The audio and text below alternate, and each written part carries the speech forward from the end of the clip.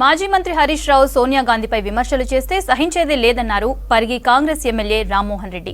తెలంగాణ దశాబ్ది ఉత్సవాలకు సోనియా గాంధీని ఎలా ఆహ్వానిస్తారని కించపరచడం సరికాదన్నారు. కేసీఆర్ హయాంలో వరి వేస్తే ఉరి అన్నారని గుర్తు చేశారు.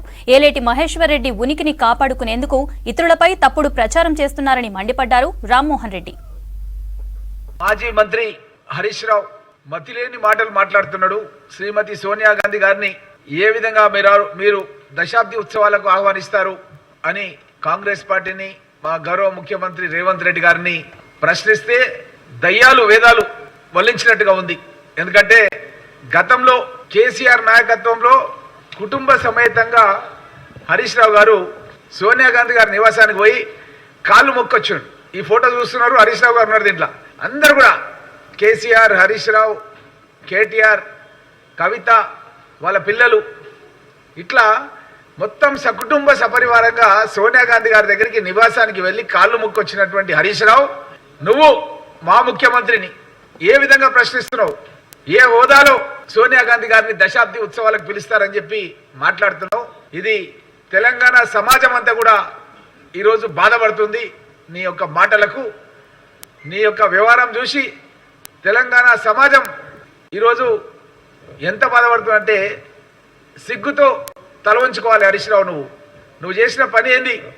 తెలంగాణ రాష్ట్రం గురించి ఒక దేవత అయినటువంటి సోనియా గాంధీ గారి గురించి ఏ విధంగా మీరు ఆహ్వానిస్తారని చెప్పి మాట్లాడుతున్నావు. ఇది చాలా దారుణం. ఎందుకంటే సోనియా గాంధీ గారు లేనిదే తెలంగాణ రాష్ట్రం రాలేదు. ఈ తెలంగాణ రాష్ట్రంలో విద్యార్థుల యొక్క ఆత్మ బలిదానాలు జరగొద్దని, తెలంగాణ ప్రాంతానికి బీడుబారిన భూములకు నీళ్లు రావాలని, నిధులు రావాలని ఒక ఎస్సీ ఎస్టీ సప్లాన్ తీసుకొచ్చినాం. గతం లోపల పేద వర్గాల వాళ్ళు అభివృద్ధి చెందాలని, మైనార్టీలు అభివృద్ధి చెందాలని ఒక 4% రిజర్వేషన్ తీసుకొచ్చినాం. ఈ విధంగా నిధులు తీసుకురావాలని, నిరుద్యోగ యువకులకు తద్వారా ఉద్యోగాలు ఇవ్వాలని సోనియా గాంధీ గారు నీళ్లు, నిధులు, నియామకాలు తెలంగాణ రాష్ట్రంలో రావాలని 16,000 కోట్ల రూపాయల సర్ప్లస్ బడ్జెట్తో కూడినటువంటి కొత్త తెలంగాణ, వైబ్రెంట్ తెలంగాణ రాష్ట్రాన్ని ఇస్తే నువ్వు ఈరోజు సోనియా గాంధీ గారిని ప్రశ్నించే స్థాయి లోపల ఉన్నావంటే చాలా బాధాకరం.